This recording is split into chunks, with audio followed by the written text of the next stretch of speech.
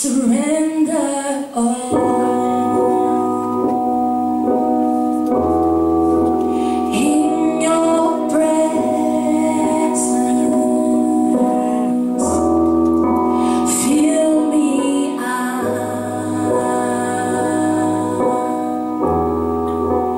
with your glory.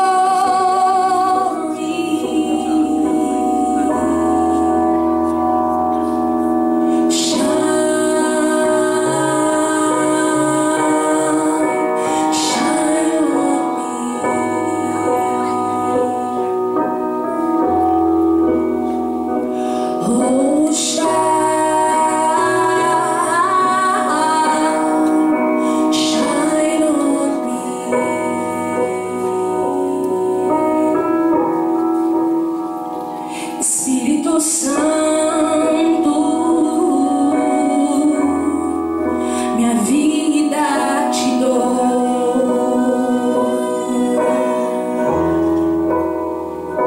entrego tudo que há em mim, aqui estou.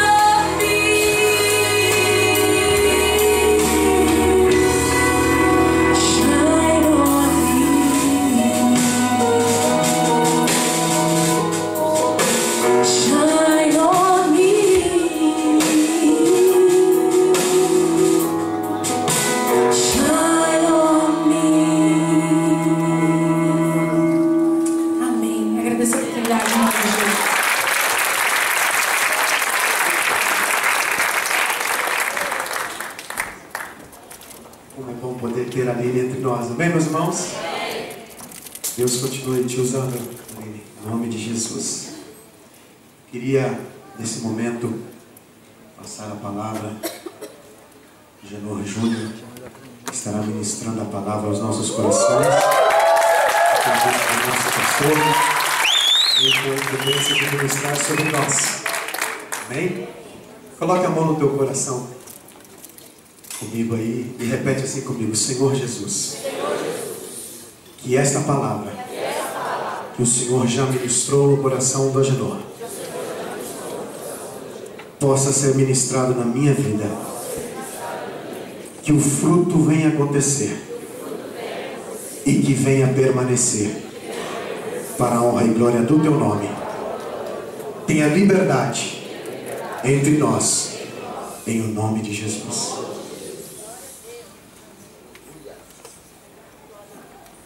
Bom dia, irmãos. Bom dia.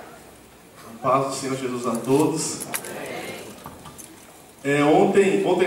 Domingo passado, quando nós saímos de Notting Hill, o pastor, fomos comer alguma coisa, e aí o pastor Jackson conversando, e o pastor Adilson falou assim, você vê, comentando um outro pastor que veio aqui, falando assim, você vê, Agenor, se o pastor Jamil pregar todo domingo, os irmãos, os obreiros não vão gostar. E depois eu falei para o pastor Adilson assim, pastor Adilson, lá na igreja ninguém vai reclamar. Os obreiros não vão reclamar.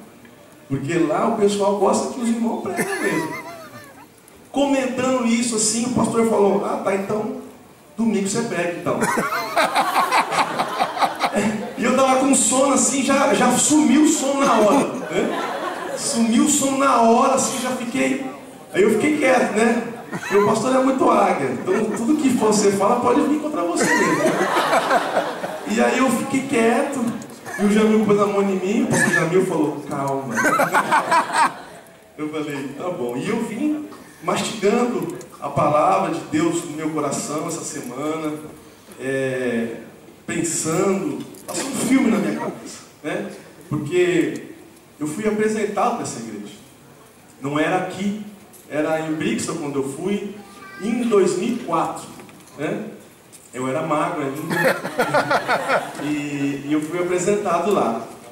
Talvez foi a primeira vez que eu entendi a voz de Deus, porque eu já estava indo em outras igrejas, e eu tinha ganho uma Bíblia, porque eu vendia anúncio de revista, e eu tinha indo em outras igrejas, mas para mim foi um pouco difícil outras igrejas, não pelo fato de ser outra igreja, mas porque era muito diferente. Eu era católico, era diferente demais. Eu lembro que eu fui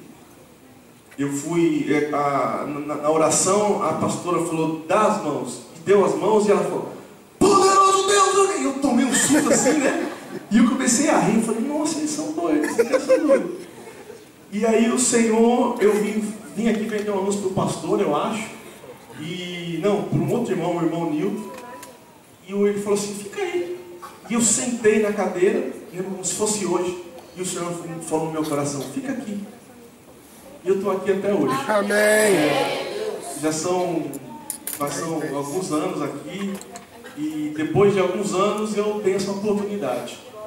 Talvez 5 anos atrás, se houvesse essa oportunidade, eu não teria tanto respeito, não é respeito, mas eu não teria, para mim não seria tanta responsabilidade.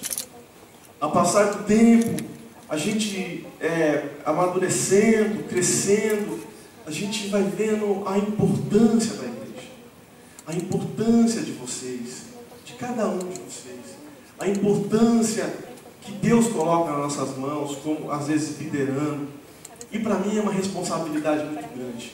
O mesmo respeito que eu tenho pela minha família, pela minha filha, pelo meu filho no Brasil, eu tenho com vocês.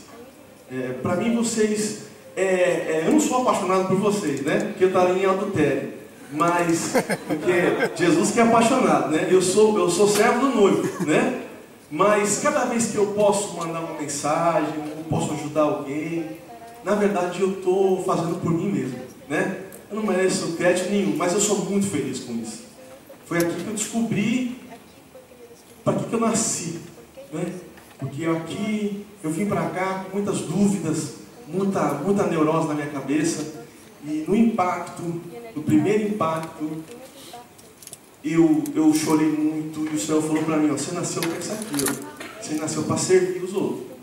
E eu entendi aquilo, e aquilo foi para mim, encaixou, Foi a religação.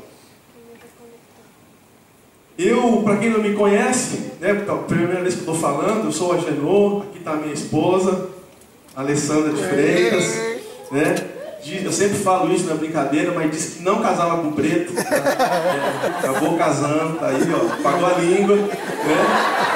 Falou pro pai dela, os irmãos, tem dois irmãos, a Dilce casou com preto, o outro irmão dela casou com preto, ela falou pro pai dela, pai, eu vou orgulhar o senhor. Eu vou casar com um loiro de olho azul. Ela casou com mais preto dos pretos. Isso que eu falo, cuidado com o que você fala. Cuidado. E a Alessandra é uma pessoa que realmente é uma ajudadora. Sou muito feliz por ela, porque ela ama mais a Deus do que a mim.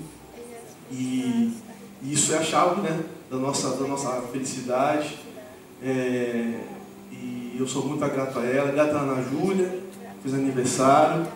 A Ana Júlia, ela me fez uma pessoa mais sensível, né? A Ana Júlia, ela vê uma flor de manhã, ela fala, nossa pai, que lindo.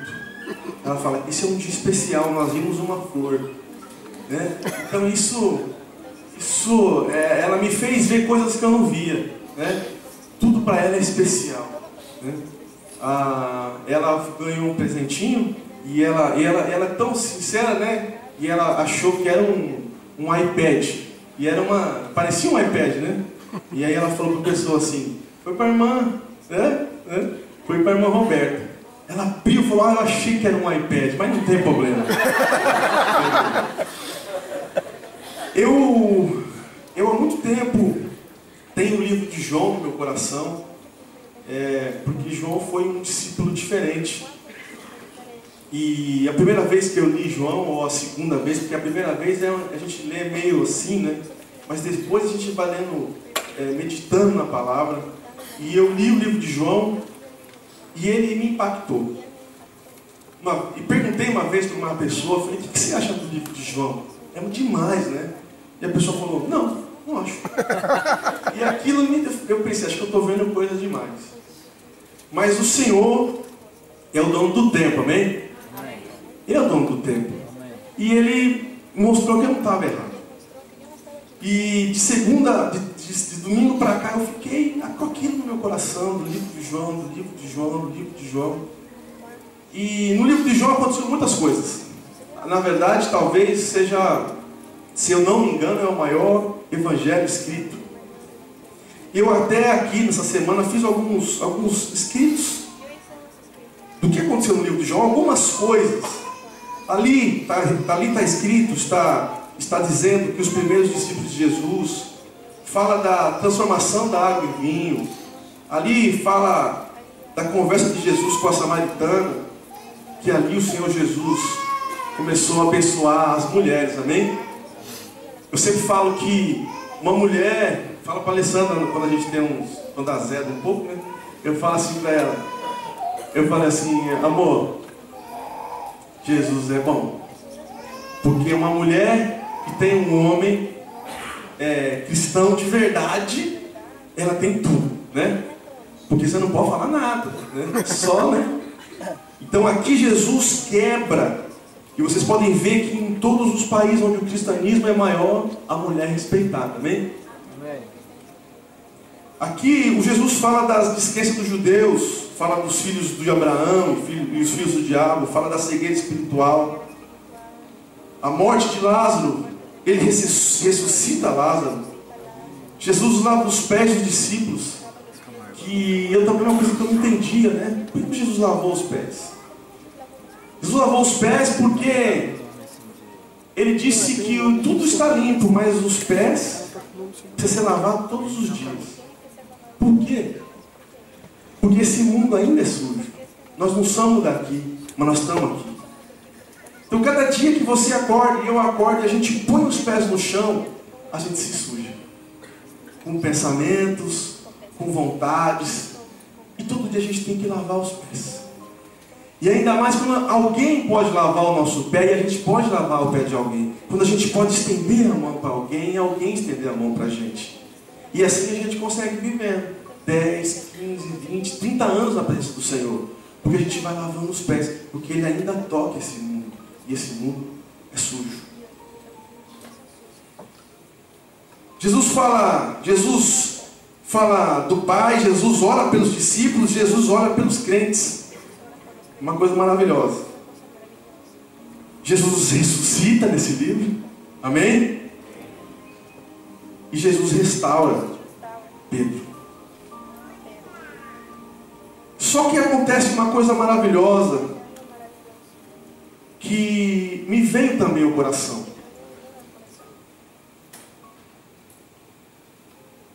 Foi a palavra decisão. Essa semana eu fiquei com o livro de João e decisão na minha cabeça. Livro de João e decisão. Livro de João e decisão. E eu fiquei pensando, mas Senhor, como que encaixa isso? Onde que está encaixando isso? Eu lido com pessoas de negócios todos os dias e eu observo as pessoas.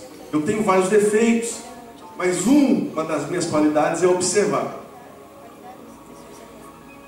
Um amigo meu disse assim, eu falei para ele, eu sou muito observador.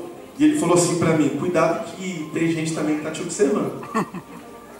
Então, para mim foi Deus falando para mim, né? Porque a pessoa às vezes acha que é super observador e esquece de se observar a si mesmo. E eu vejo essas pessoas, elas são muito decididas. Você sabe que uma pessoa de negócios, o tempo dela é muito valioso. Então, se você vai marcar uma reunião com ela, ela diz assim para você, vem às 11. Ela não fala assim para você, vem às 11 da manhã. Ela diz assim, ó, o nosso tempo é das 11 às 11h30. Entendeu? Ele já põe, porque das 11h30 a meio-dia e meia já tem um plano. O tempo dele, o tempo dessas pessoas é muito importante. São pessoas decididas. Eu tive participando de uma reunião e uma pessoa fez uma apresentação muito maravilhosa. E a pessoa a empresa que ia comprar, o dono estava lá, e depois do final ele falou assim para mim, não me interessa isso aqui. E aquilo ficou no meu coração, e eu pensei comigo, a pessoa foi um pouco grossa, mas não foi, é uma pessoa decidida. Nós, eu, brasileiro, nós, latinos-americanos, nós temos muitas coisas boas, mas algumas coisas precisam ser quebradas. E eu tento quebrar em mim todo dia. O pastor Jair Kane falou uma coisa interessante aqui uma vez. Diz que o americano, ou o inglês, ou o europeu, fala assim para você, pô, você engordou, hein?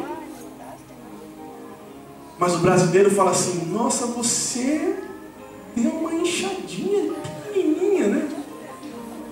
A gente não fala, nós não temos aquela coisa assim, né? E eu tinha um trabalho e eu estava lavando um prato e eu queria servir. E eu falei assim, cheguei com todo cuidado para a gerente. Ela falou assim, eu falei, eu queria trabalhar ali fora. Ela falou, você não fala inglês. Eu pensei, isso faz uns 5 anos atrás, mas eu falava, pode falar, eu falava. Mas aqui, a gente só tinha italiano, né? E o sotaque do italiano falando, os clientes era uma coisa. Mas o meu, né? Só que ela não estava errada, ela foi decidida.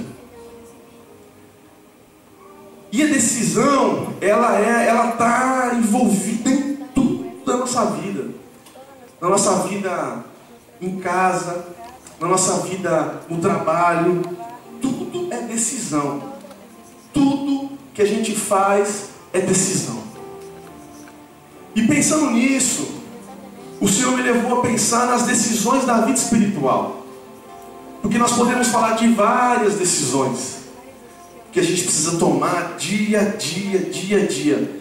Mas hoje eu quero falar sobre a nossa decisão na nossa vida espiritual. Nós não temos várias vidas, né? A minha vida econômica é tudo uma vida só. Mas eu quero dizer, quando nós temos que tomar uma decisão espiritual. E é isso que eu vou desenrolar isso aqui. Deus teve uma decisão. No livro de João 3,16, queria que os irmãos abrissem comigo. Em João 3,16, Deus teve uma decisão. Vamos ler juntos? Porque Deus...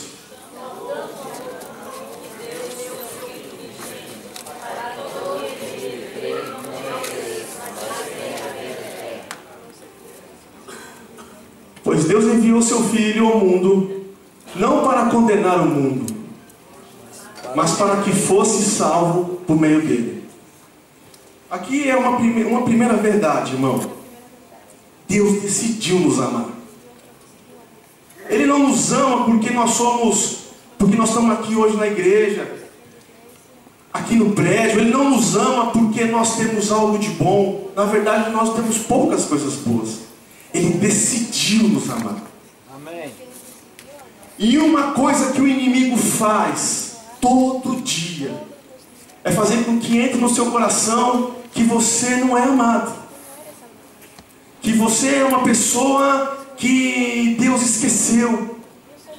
E às vezes, muitas vezes, as coisas estão bem, não estão mal. Esses dias eu fui falar com o pastor, eu estava numa crise muito difícil. Eu falei: pastor do céu, eu sou uma pessoa que estou aqui na igreja, ok, eu faço muitas coisas, mas quem que eu sou? Eu não conquistei algumas coisas que eu queria conquistar com 30 anos, eu não conquistei. E eu fui falando. E o pastor ficou me ouvindo. E por incrível que pareça, nós não temos muito tempo assim para estar falando coisas pessoais. É um tempo determinado. Normalmente a gente fala do reino, as coisas têm que ser feitas. Mas no final de ano ele para e a gente tem um tempo maior com todos os obreiros, não só comigo. E ele falou: Agenor, olha o que você está falando, cara.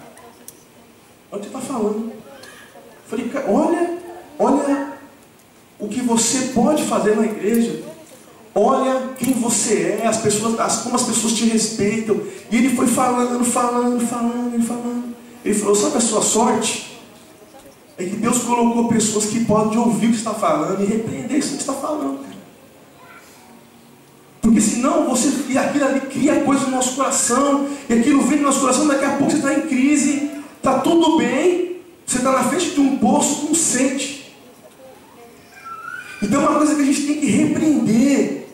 E eu gostaria e quero e declaro na vida dos irmãos que saiam daqui recebendo essa palavra. Amém. Deus ama você. Amém. Eu não entendia muito essa coisa de Jesus te ama. Para mim era muito supérfluo. Até o dia que eu senti no meu coração aqueles pregos entrando na mão dele. Ou aquelas chicotadas que ele levou. Ou naquele mundo espiritual que a gente não sabe muito bem como foi, porque a gente só vê o lado físico. Mas no mundo espiritual, como é que estava aquilo lá? O livro de Salmos, o pastor Sandro uma vez nos ensinou como é que foi aquilo. E aí eu entendi como ele nos ama. E isso é o princípio de todas as coisas.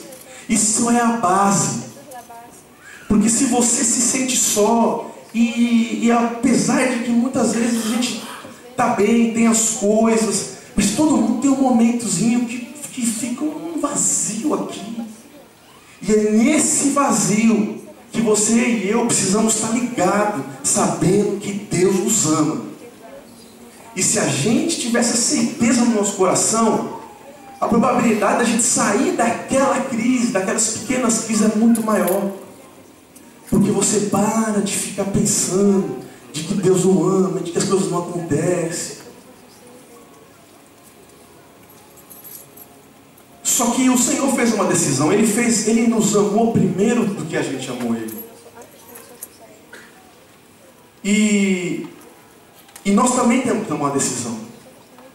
Nós temos que tomar uma decisão. E em João 3,3 entra um personagem chamado Nicodemos. Em João 3,3, vamos ler? João 3,3. Nicodemos pergunta para Jesus, ou o contexto, de tudo isso fala: como é que um homem pode nascer de novo? E Jesus respondeu: ok, pode voltar, por favor. Perguntou Nicodemos: como alguém pode nascer de novo sendo velho? É claro que não pode entrar pela segunda vez no ventre da sua mãe e renascer. E o Senhor Jesus respondeu: digo-vos a verdade, ninguém pode entrar no reino de Deus se não nascer da água e do Espírito. Nós temos que tomar uma decisão. E essa decisão é a que vai mudar toda a nossa vida. Nascer do Espírito. Nascer do Espírito não é falar em língua só. Nascer do Espírito não é sentir um arrepio. Nascer do Espírito não é você ter uma sensação espiritual. Nascer do Espírito é mudança de comportamento. Mudança de vida. Não fazer mais as coisas que desagradam ao Senhor. Isso é nascer do Espírito. Nascer do Espírito é você entender o que o pastor Jackson está pregando aqui durante tantos meses. Durante um tempo, a nossa igreja era diferente. A nossa igreja era mais tradicional. Só que o pastor Jackson falou várias vezes para nós: não adianta eu receber a palavra. Não adianta. Não adianta eu ir para minha casa cheio de Deus se as pessoas não têm Deus. Não adianta. Não adianta uma igreja com 3.000 pessoas e 3.000 pessoas ou 2.500 precisando do Senhor. Não adianta a pessoa vir no domingo aqui para bater o cartão, entrar aqui e sair igual. Não adianta. E aquilo empurrava o nosso pastor para fazer alguma coisa em oração. Nós pensávamos, e até que um dia o Senhor deu para ele uma estratégia. E hoje nós vivemos isso. É os pequenos grupos. Porque, irmão, uma igreja onde os pastores, os líderes fazem tudo, não é uma igreja. Não é igreja primitiva, não é igreja que o Senhor quer. Nós que estamos aí, os irmãos têm que sair daqui abençoados. Os irmãos têm que ter o id no coração. Você, irmão, quando estiver no trabalho, dirigindo uma moto, ou lavando um prato, ou vendendo alguma coisa, ou comprando alguma coisa, você tem que saber que o id está dentro de você. E você não precisa ser líder ou pastor, você não precisa. Isso dá uma tranquilidade no teu coração, porque o Senhor te usa. E aí acontece o que é em religião, o que é a palavra religião, que na verdade não é o que acontece, mas é o que é a religação. O Senhor Jesus nos religou com Ele. Você sabe por que as pessoas fora no mundo fazem tantas caridades? É porque ela se sente bem. Agora eu vou te perguntar, é Deus que está lá? É Deus. É Deus. Por que essa Inglaterra tem tanta charity e as pessoas mostram fazendo? Porque ela se sente bem. Ela se sente bem, ela é uma religação. Porque nós nascemos para estender a mão para alguém. A verdadeira felicidade está aí. A felicidade está quando você consegue estender a mão para alguém e alguém estende a mão para você e aquilo o Senhor liga, aquilo você sente uma coisa legal por dentro assim. No ônibus uma vez caiu uma senhorinha. Porque aqui na Inglaterra é engraçado. Eu vi um senhor um dia com oxigênio dentro do ônibus, 8 horas da manhã. Você imagina? Eu fiquei pensando, meu Deus do céu, que disposição.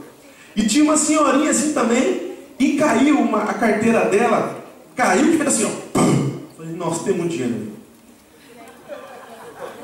E caiu isso. E quando eu peguei, sabe quando você sente um monte de nota em cima, assim, um monte de moeda embaixo, assim.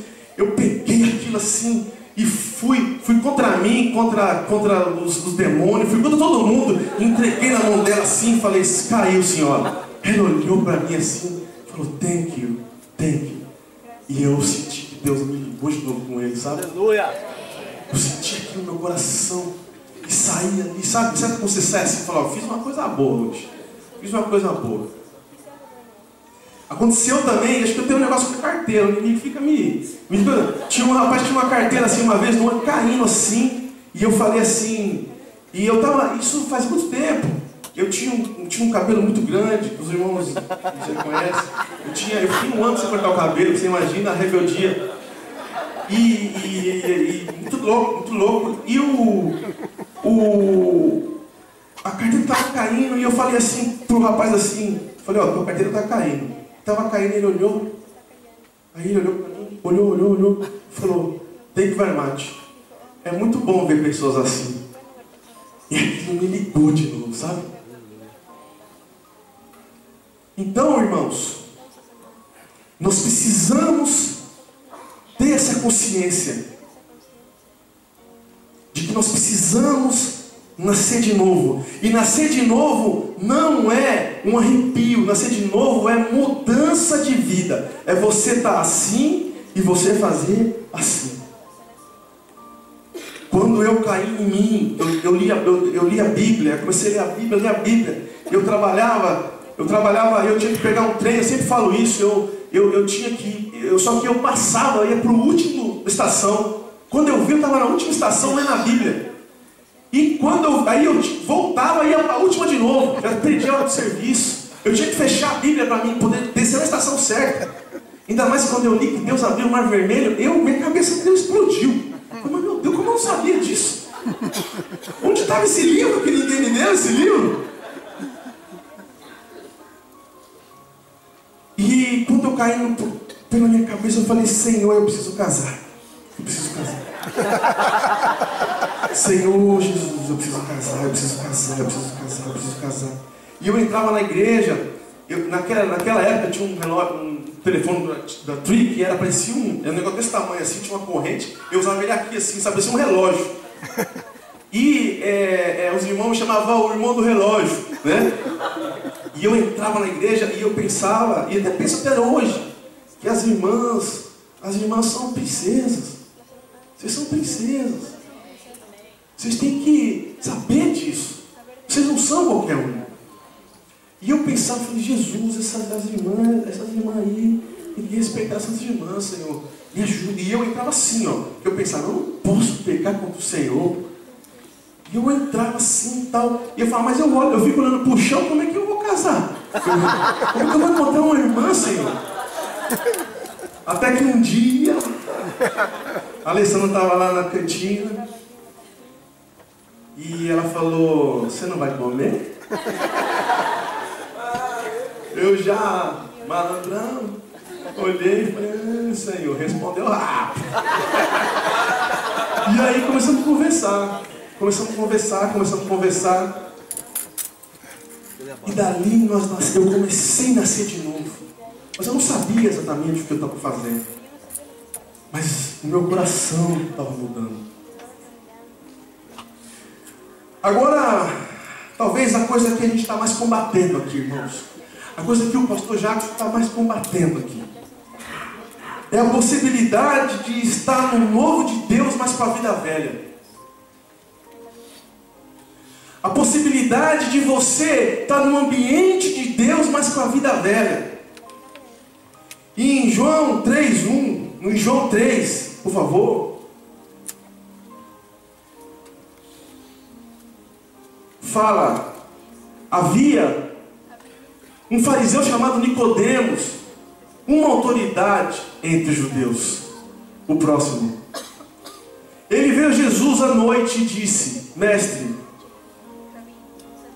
que ensinas? Mestre, sabemos que ensinas da parte de Deus, pois ninguém pode realizar os sinais miraculosos que está fazendo se Deus não estiver com ele. Irmãos, ele sabia que era Deus. Ele sabia que era Deus fazendo. Em João 3:10,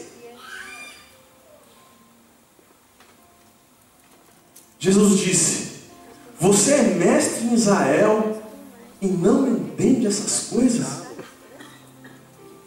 Irmãos, eu não terminei meu curso de teologia, estou lutando. Falei com o pastor que eu ia fazer uma loucura e tal. E o pastor falou assim para mim, Janor, isso é muito importante. Isso é muito importante. Só que tem uma coisa: isso não é o mais importante. A teologia que você precisa é a teologia que você vai aprender aqui, e é uma teologia que não ensina nos cursos. É muito importante para você não falar besteira para as pessoas, para você não se empolgar, mas essa teologia, ela não vai resolver o que você quer. Irmãos,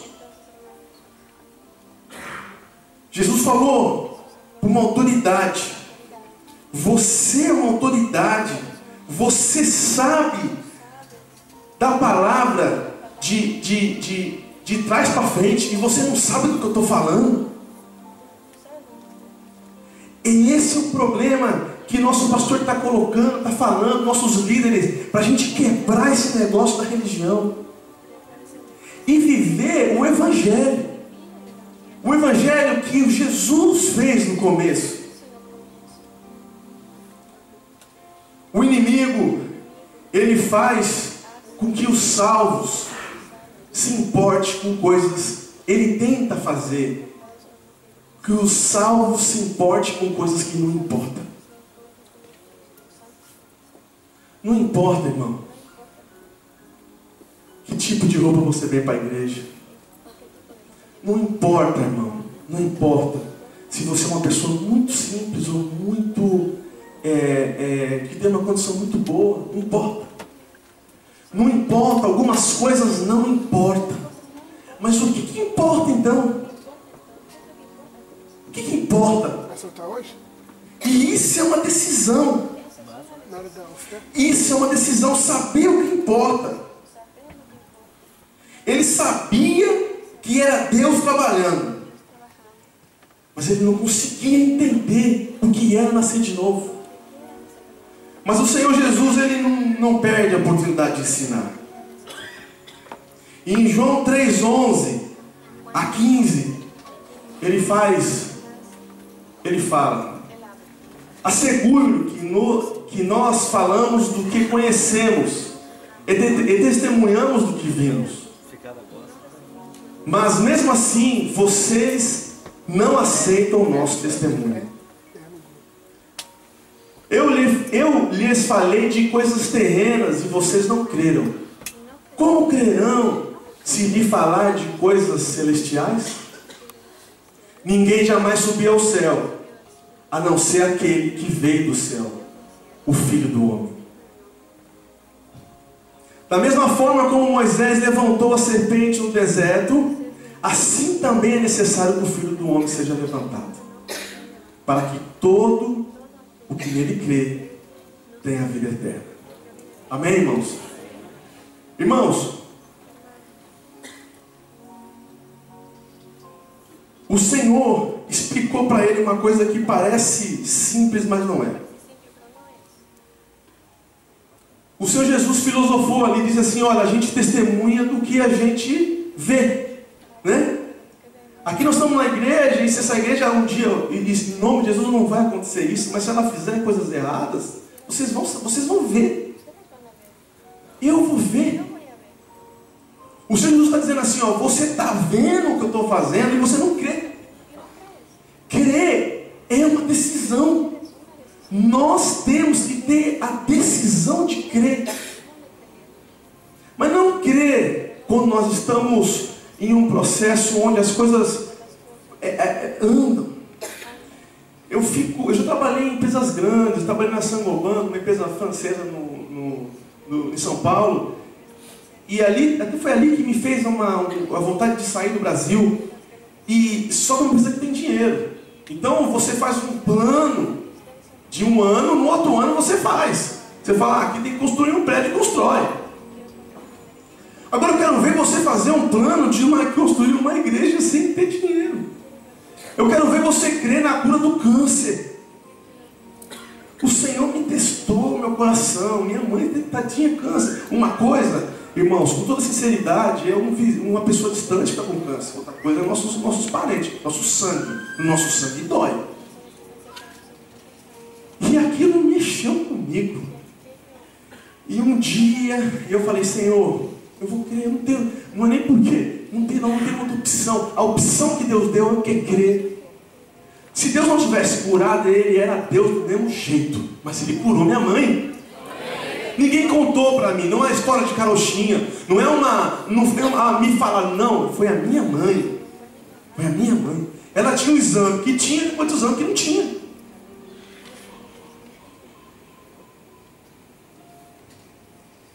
E o Senhor Jesus disse assim, olha, vocês, se imaginam falando disso aqui, você não crê, e se eu falar das coisas do céu? Uma coisa aqui na multiplicação, o pastor Jacques falou na pregação dele, é que nós não estamos no céu ainda. Vai chegar essa época, nós estamos aqui agora. Mas às vezes nós nos importamos mais com as coisas que vão acontecer lá, que nós nem sabemos direito como vai ser. Eu já vi discussões, não vejo mais isso porque acaba te distraindo, mas de como vai ser, de quem vai estar de certa forma, isso não interessa agora. O interesse é aqui, ó, amanhã é segunda-feira, né? O que interessa é lá fora, a hora que você vai ter que fazer as suas coisas. Senhor, e é isso que eu falo, a gente se importa com o que não importa, e às vezes não importa com o que realmente necessita ter importância. Mas não foi essa questão de decisão aqui, não foi só nós que temos esse issue, essa questão. Não só somos nós. Eu fico pensando, e às vezes a Alessandra fala, para de pensar. Porque eu fico pensando, eu falei, amor, quem é que foi seu tataravô? Ela fala, nossa, meu Deus. Eu falo, amor, como será os filhos da Ana Júlia? Já pensou nisso? Como será eles? Eu falo para ela, amor, como não vamos ser como avós? Como será? Eu, quando criança, eu deitava no chão, eu ficava vendo o céu e eu ficava pensando, por que eu sou brasileiro? Eu pensava assim, por que eu sou negro? Eu pensava, por que ela é minha mãe? Por que meu pai? Você imagina um negócio desse? Só que eu não melhorei não, irmão. Eu continuo na mesma. Só que agora, né, mais controlado, remédios controlados. E eu fiz questão de relacionar aqui nessa madrugada algumas coisas e algumas decisões que as pessoas tomaram. Boas e ruins. Adão teve que tomar decisões. Caim teve que tomar decisões. Abel, Noé, Abraão, José, Jacó. Jó teve que tomar uma decisão.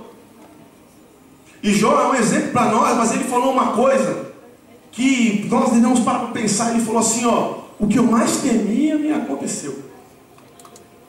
Jó é um homem reto, mas ele temia. E o que nós temos é o que nos acontece.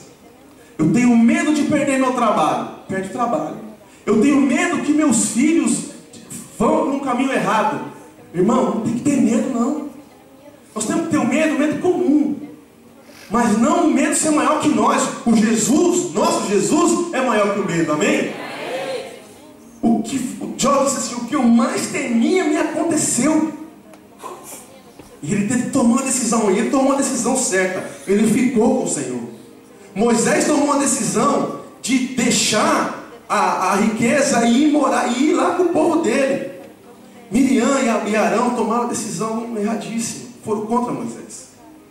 Josué teve uma decisão muito, para mim, muito demais. Ele mandou parar o sol, você imagina? E aí eu aprendi com a irmã do Nordeste, ela falou assim, dá para você? Ele falou assim, eu paro o sol. E cientificamente aprovado. Sansão tomou uma decisão, não foi muito boa. Ruth decidiu voltar. Ana decidiu orar, amém, irmão?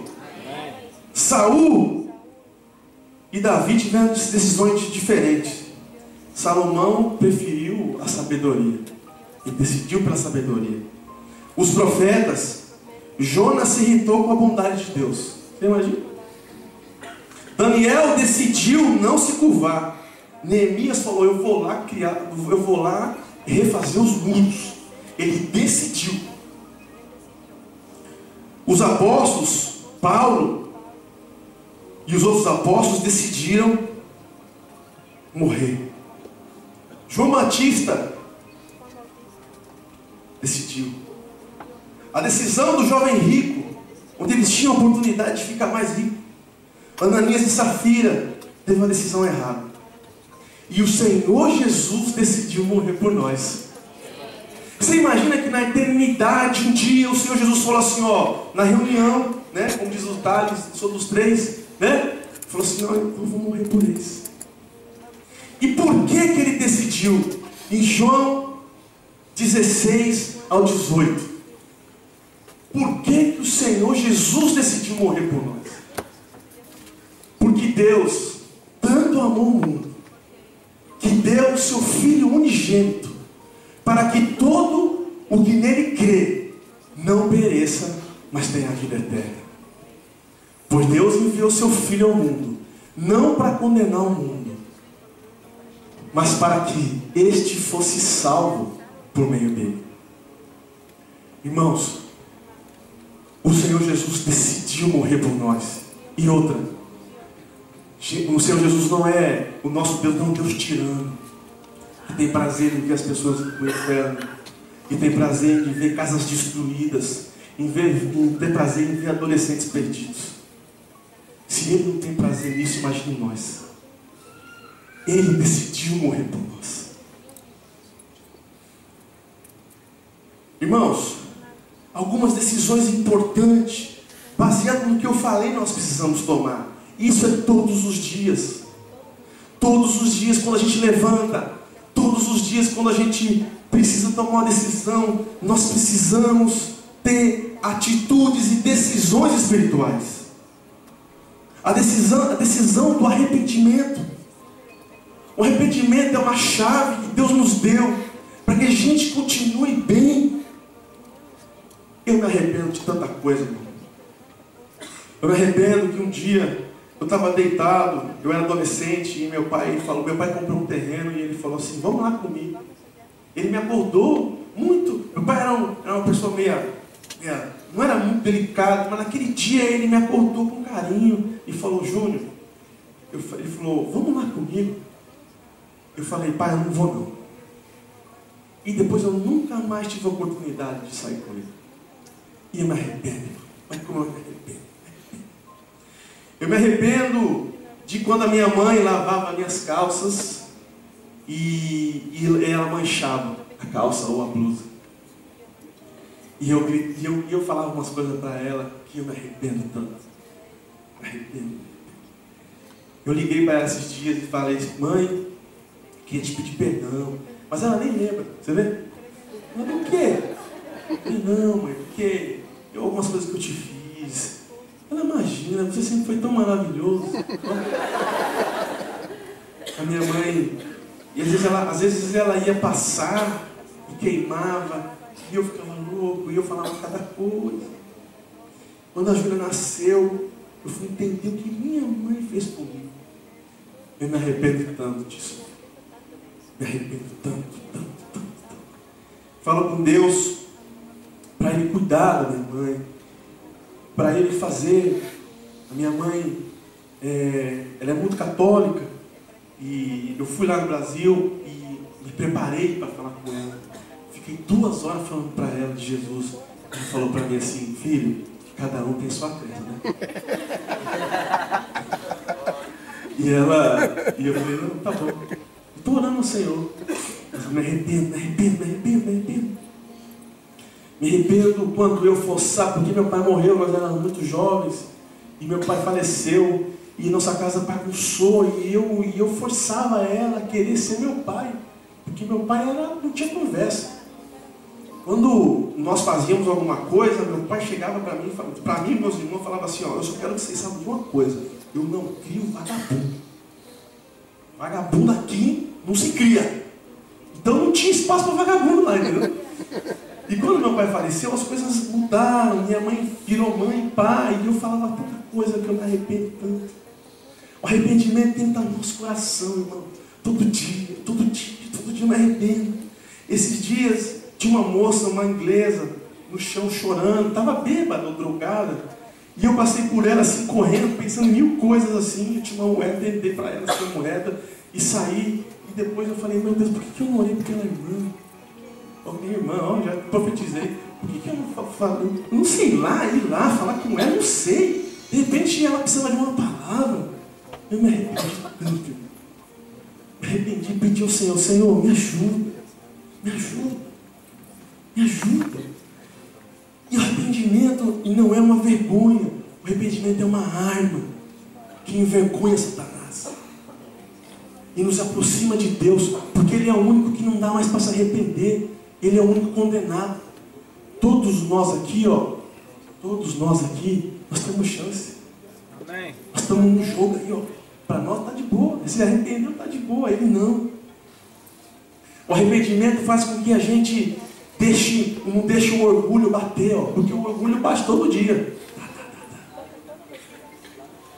Às vezes você faz alguma coisa e você sobe no teu coraçãozinho assim, sabe? Ó, que eu fiz. Se não fosse eu. Se não fosse eu, meu irmão, estaria melhor. Deus não precisa de nós. Deus não precisa de mim. Irmãos, você imagina, olha as minhas neuras. A igreja, isso aqui tem 2000 anos. Não existe outra instituição no planeta que durou tanto. Não existe. Eles lá fora têm um lobby muito grande para tentar minimizar a igreja. Mas o nosso povo, isso que você faz parte, tem 2000 anos. Nós temos que nos arrepender. O Senhor, Ele conta com nós, mas Ele não precisa de nós. Se arrepender no casamento, às vezes as coisas que eu falo. Esses dias a Alessandra estava lá esqueci o nome da reverenda, da Regina, e eu cheguei, eu recebi uma ligação de um casal que estava ali numa situação difícil, e eu também tinha discutido com a Alessandra. E aí eu falei, meu Deus, como que eu vou ministrar, né, com essa pessoa e nós estamos azedos, né? Porque é azedo, né, irmão? Vamos combinar que é azedo. Aí eu cheguei, ajoelhei assim pra ela, falei, amor, perdoa. Fiz uma cara assim de cachorro, né? Cachorro molhado. Ela falou, essa cara, você não presta. Você não presta. Um arrependimento. Arrependimento. No primeiro impacto que nós chegamos aqui, no primeiro ou no segundo, eu não me lembro, ali naquela sala o pastor nos reuniu e chamou o Michel. Ele chamou o Michel. E quando ele chamou o Michel, ele falou, Michel, a partir de hoje você faz parte do nosso pequeno grupo. Irmão, eu recebi uma seta de inveja. E nós saímos do impacto feliz e tal. E eu saí daqui para casa muito triste, porque eu tinha sentido inveja dele e eu sabia que era inveja. E eu fui para casa, na terça-feira nós tínhamos uma reunião, eu fiquei muito triste. E o Senhor falou, confessa. E na reunião que nós tivemos na terça-feira, eu pedi a palavra e falei assim, eu queria pedir perdão. E falei, Michel, porque aquele dia que o pastor te chamou, eu senti inveja de você. Eu queria te pedir perdão. Eu me arrependo disso. Naquela hora saiu aquilo de mim e nós nos abraçamos e o Senhor foi glorificado, irmãos. Aleluia. O problema é que a gente acha que a gente não tem que sentir coisas. Nós estamos aqui, nós vamos sentir coisas assim. A diferença é você decidir que aquilo não vai ficar em você. Aquilo não faz parte de você. Irmãos, eu ouvi uma coisa muito forte esses dias. Um ex-jogador de futebol famoso, o repórter perguntou para ele assim, o que você acha do fulano, um jogador, não ser convocado pela seleção? E o cara falou talvez uma das coisas mais importantes que nós cristãos precisamos saber. Ele disse assim, eu não acho nada. Irmãos, a gente às vezes não tem que achar nada. O que você acha do carro do irmão? Eu não acho nada. O que você acha da roupa? Eu não acho nada. O que você acha do pastor? Eu não acho nada. Eu não acho nada, irmão. Tem coisa que a gente não tem que achar nada. Já é metade da nossa vida garantida não achar nada algumas vezes.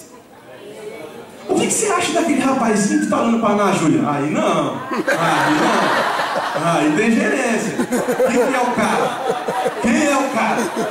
Isso aí eu tenho que achar, né? Aí não, é diferente, né? Não, aí tem gerência. Mas tem coisa que a gente não tem que achar nada. Irmãos, nós temos que cortar coisas, dardos, que só vão ocupar nossa mente e não vai levar a lugar nenhum. E isso que importa.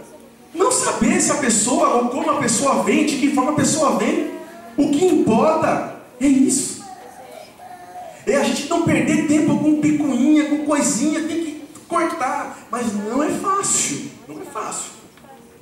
Você decidir cortar isso, você pode crer que um leque de pessoas que estão ao teu lado pular fora. Eu falei para uma pessoa que eu gostava muito. Falei, meu amigo, você não vem mais falar de ninguém para mim. Porque eu estava ouvindo. Eu estava opinando. Eu decidi que eu não ia ouvir mais. Eu falei, se você falar alguma coisa, nós vamos lá, eu vou lá falar para a pessoa, falar que você falou. Só que essas pessoas têm decisão, viu, irmão? Ele não me falou de novo? E aí? E eu fiquei cheio do Espírito Santo e fui. Falei, fulano, vem cá. Ó, Beltrano e fulano falou que você é isso, aquilo. Aí chamou o Beltrano e falou assim, ele falou, eu falei isso? Ele falou e foi assim, assado. Irmão, resumindo, eu perdi um amigo. Eu perdi um amigo. Só que eu não perco a minha salvação por nada. E é essa igreja que o pastor, através da visão que Deus deu para ele, é essa igreja que Jesus quer. É a igreja que não fica com picuinha, com uma coisinha, com um negocinho, não. A igreja está preocupada em evangelizar. A igreja está preocupada que as casas estejam cheias do Espírito Santo. A igreja está preocupada em não saber quem tem, quem não tem. Isso não importa. Não importa. Finalizando, irmãos. Nós temos que brindar uns aos outros. Contribuir na casa do Senhor. E ser servos. O Senhor disse que o maior é o que servir. Servir não é o que serve mais, o que aparenta servir mais. Mas às vezes o Senhor tem uma coisa para nós fazermos. Às vezes é servir tua mãe, servir tua esposa. Às vezes você tem que conviver com uma pessoa que ela te empurrinha. Eu tinha uma professora que eu também não era fácil, mas ela falava assim para mim, eu não gosto de você. Eu não gosto de você. Você é muito... Você vem com essa conversinha, né? Ela me chamou de Zé Carioca, me chama de Zé Carioca. Você vem com essa maldade e tal. Irmãos, como alcançar um novo nascimento? É através da prática, da palavra, da luz, que resolve. Irmãos, o nosso evangelho que Jesus nos deu, na verdade, o evangelho de Jesus que nos deu, as boas novas que Ele nos deu, é prática. Você falar de toda a sua boca, a gente ter várias manifestações espirituais, isso é maravilhoso, mas isso não muda a nossa vida. O que muda é a prática. Pessoas que têm decisões espirituais certas, elas são desenroladas espiritualmente. Elas são pessoas resolvidas. Você já viu esse termo assim, da pessoa falar assim, não, aquele irmão não é um resolvido. Ou aquela pessoa é uma pessoa resolvida. O que é uma pessoa resolvida?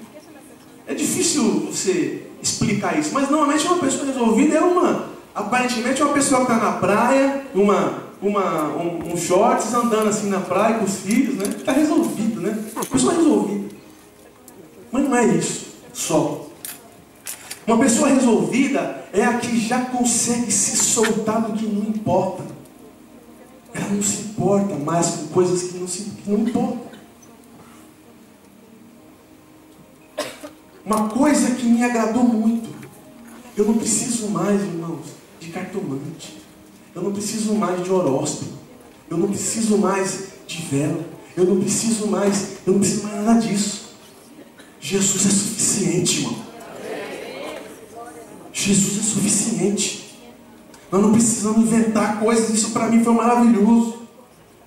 Irmãos, nós não precisamos de palavras ruins. Nós temos que parar de profetizar coisas ruins na nossa vida. Irmão, falei com a Alessandra uns anos atrás. Falei, Ale, na nossa vida não tem mais a palavra separação. Nas nossas discussões, nas nossas azedagem. Azedagem é uma palavra. Não tem mais. Nós vamos discutir porque nós somos dois seres humanos diferentes, que pensamos diferentes e estamos no processo de ser um só. Nós já somos um só espiritualmente. Agora falta a cultura, né? Porque nós somos diferentes. Agora, isso não quer dizer que eu vou separar de você. Não tem isso. Não tem separação. Não tem. Algumas coisas têm que sair do nosso meio. Algumas palavras têm que sair da nossa boca. Ah, se você fizer isso, eu vou falar. Não. Isso não pode acontecer. Nós temos que ser porta, facilitadores do reino. Pessoas que são resolvidas, elas não se apegam a certas coisas. Irmão, a igreja de quem? Jesus é o que de nós? É o nosso mestre, é o nosso pai, então automaticamente ela é nossa. Não é minha, não é do pastor, é de todo mundo.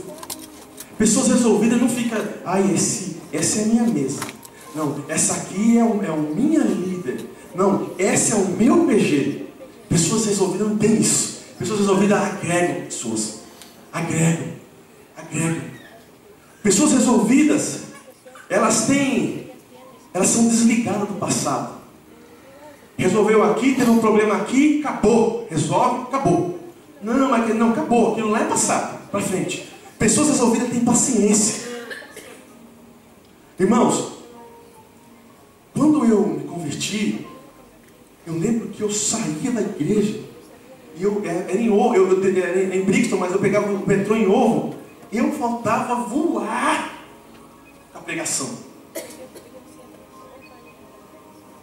Hoje não é muito diferente. Ainda mais a pregação de quinta-feira, né? Que o pastor judiou de nós, né? Mas eu saía louco. Com o passar dos anos, você vai ouvindo a mesma pregação. Às vezes. E às vezes no teu coração você fala assim, pô, mas não, esse cara aí. Ai, Jesus, amém, Jesus, amém. E a gente esquece que tem outras pessoas chegando. A gente esquece que eu sei sobre arrependimento, eu sei sobre perdão, eu sei sobre Jesus, mas pode ter uma pessoa aqui que não sabe disso. Nós temos que ter paciência com essas pessoas, porque o Senhor tem paciência com a gente.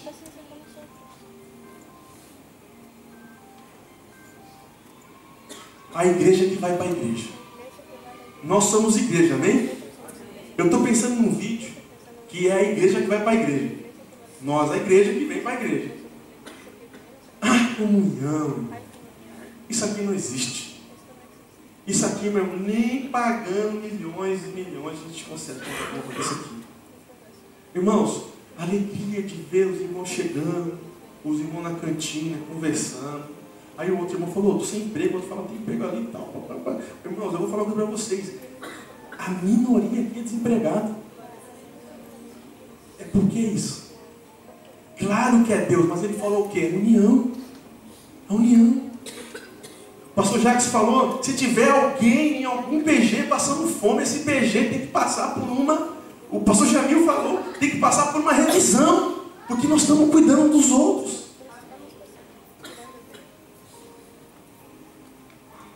E aconteceu algo interessante. Nicodemos, no capítulo 19, de João 19, de 38 a 40, acontece algo. Eu gostaria que os irmãos dessem bem alto. Do 38 ao 40. Acontece algo que é profético. Do 38 ao 40. Nicodemos, muito provavelmente,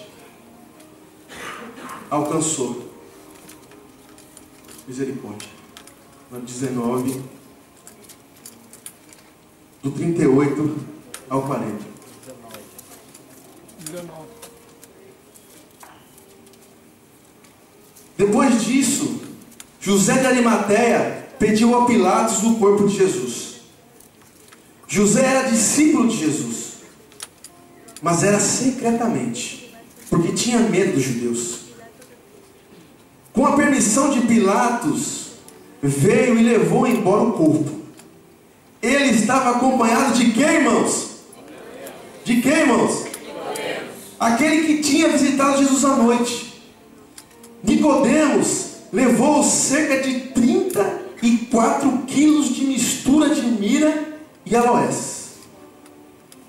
Tendo o corpo de Jesus, os 2 dias envolveram em faixas de linho, com especiarias de acordo com os costumes judaicos de sepultamento. Irmãos, todo dia chega, irmão. Você imagina que quando Abraão, há tantos centenas de anos atrás, todas as promessas dele aconteceram. Todas.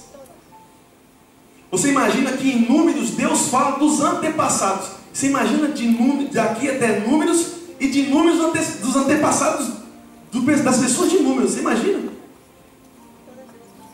Irmãos, você imagina Moisés, mas você passa por tudo aquele tempo e vem hoje, dia 6 de abril de 2014. Todas as promessas que o Senhor fez a nós vai se cumprir. Amém. Se nós tivermos a decisão correta.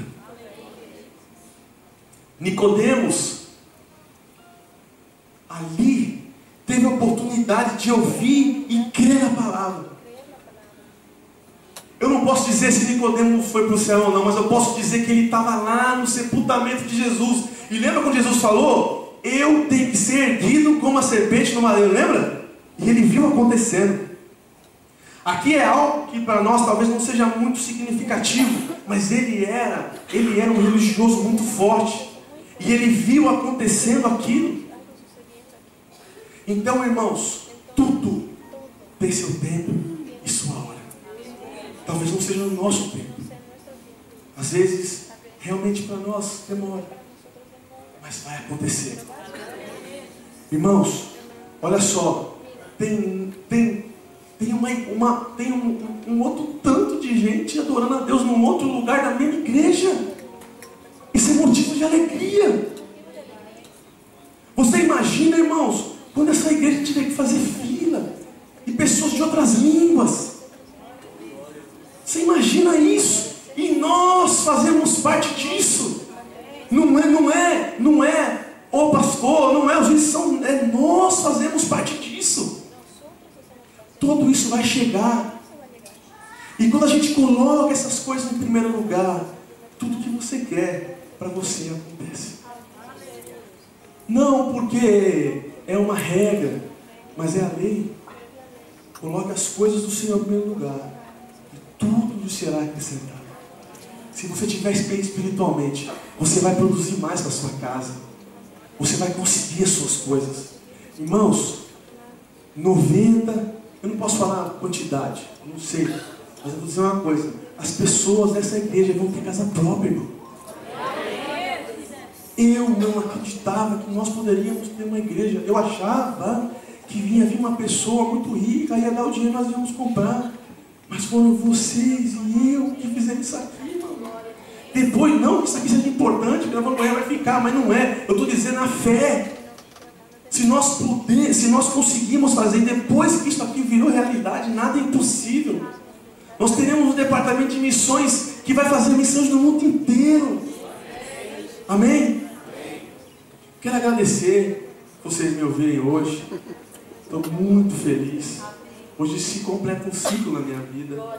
E hoje uma promessa que se torna realidade. Aleluia! Uma vez eu estava com meu amigo em São Caetano do Sul, a cidade onde eu nasci. Eu estava andando com ele e a mãe desse meu amigo é crente da Igreja Batista. E ela tinha uma irmã do lado dela. Esse meu amigo foi o primeiro a me falar de Jesus. Ele não sabia me falar muito bem. Ele falava assim: negão, ele era negão também. Negão, antigamente tinha uma cortina assim, que as pessoas, que só o chefe podia entrar lá uma vez por ano. E Deus estava lá. E depois eu lendo, depois vi que era um lugar santíssimo, né? E ele me explicou de uma forma interessante. E nós estávamos passando assim, uma irmã olhou para mim assim, e irmão do céu, quando ela falou aquilo, eu falei, eles são doidos mesmo. Ela olhou para mim assim e falou assim, ó, ali vai um pastor. Aleluia! E eu olhei assim, com a vida, eu falei, meu Deus, tá bom. Eu falei, nossa, a pessoa da igreja é doida, né? Isso vai fazer talvez 20 anos. E eu não sou um pastor, mas eu pastorei. E isso é importante. Não é o carro, é a prática. Então, quero me alegrar com os irmãos, agradecer e louvar o Senhor por esse dia. Queria que os irmãos abaixassem a cabeça. Oremos.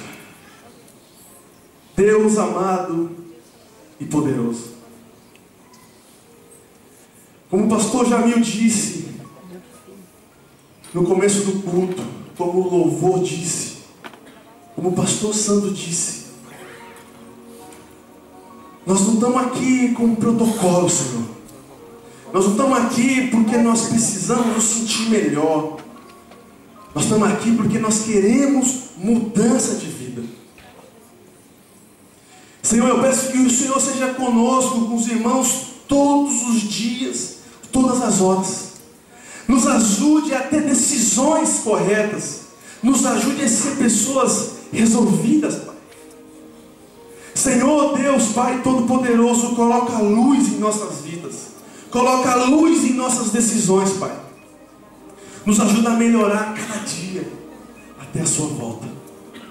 Até que a gente morra e vá para o Senhor, ou a sua volta que venha para todos. É o que eu te peço.